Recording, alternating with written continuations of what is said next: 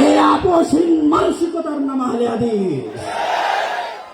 আর একজন আহলে হাদিস সালেহের সন্তান হিসেবে, আহলে হাদিস আকীদার লালনকারী হিসেবে পৃথিবীর যে প্রান্তে আমাকে উপস্থিত করা হোক না কেন, পৃথিবীর যে কোনো জায়গায় আমাকে ডাকা হোক না কেন, সেই প্রত্যেক জায়গায় আমি নিজেকে আহলে হাদিস বলে পরিচয় দিব।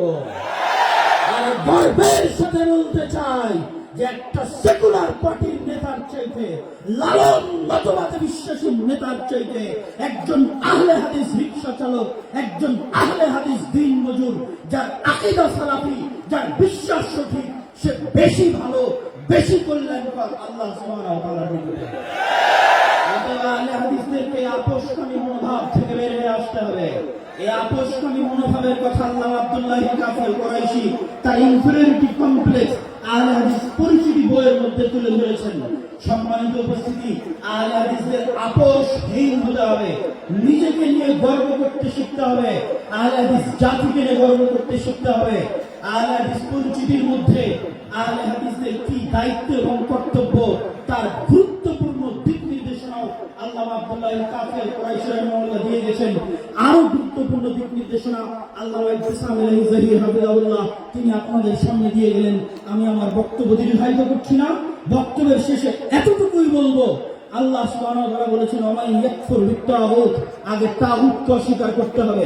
ইব্রাহিম আলাইহিস সালাতু ওয়াস সালাম বলেছেন যে ইন্না বুরাআউ মিনকুম, তোমরা যে সমস্ত শিরকের ইবাদত করো ওই সমস্ত শিরক থেকে আমি ইব্রাহিম মুক্ত। তিনি কোরআনের যেখানে ইব্রাহিম আলাইহিস সালাতু ওয়াস সালামের কথা বলবেন সেখানে ইব্রাহিম আলাইহিস সালাতু ওয়াস সালাম শিরক থেকে নিজেকে মুক্ত ঘোষণা করেছেন।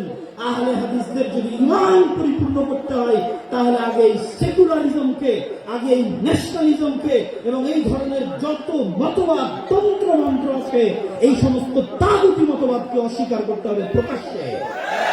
যেদিন প্রকাশ্য অস্বীকার করতে পারবে সেদিন ঈমান পরিপূর্ণ হবে, তাওহীদ পরিপূর্ণ হবে। আর ইসলাম আমাকে এবং আপনাকে নিয়ে বিজয়ী হতে হবে, এই জন্য ইসলাম নয়, ইসলাম নিজেই বিজয়ী হতে পারে। আপনি সাথ দিবেন কিনা সেটা আপনার ব্যাপার। সম্মানিত উপস্থিতি, আমি আমার সংক্ষিপ্ত বুঝ অনুযায়ী যেটি বুঝেছি যে আমরা যদি ইসলামকে রাষ্ট্র ক্ষমতায় প্রতিষ্ঠিত করতে চাই তাহলে আমাদের রাষ্ট্র ক্ষমতায় প্রতিষ্ঠিত হওয়ার যোগ্য হতে হবে, যা আমার প্রত্যেক বহু বক্তব্যে আপনাদের সামনে তুলে ধরেছি।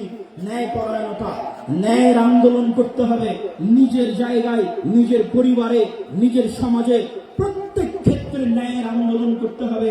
এই ন্যায়ের আন্দোলন যেই দিন করবেন নিজে ন্যায় পরায়ণ হবেন, আল্লাহ সুবহানাহু ওয়া তাআলা দয়া করলে আপনাকে অবশ্যই তিনি রাষ্ট্র ক্ষমতায় প্রতিষ্ঠিত করবেন। তবে আগে ন্যায় পরায়ণ হয়ে রাষ্ট্র ক্ষমতায় যাওয়ার যোগ্য হতে হবে।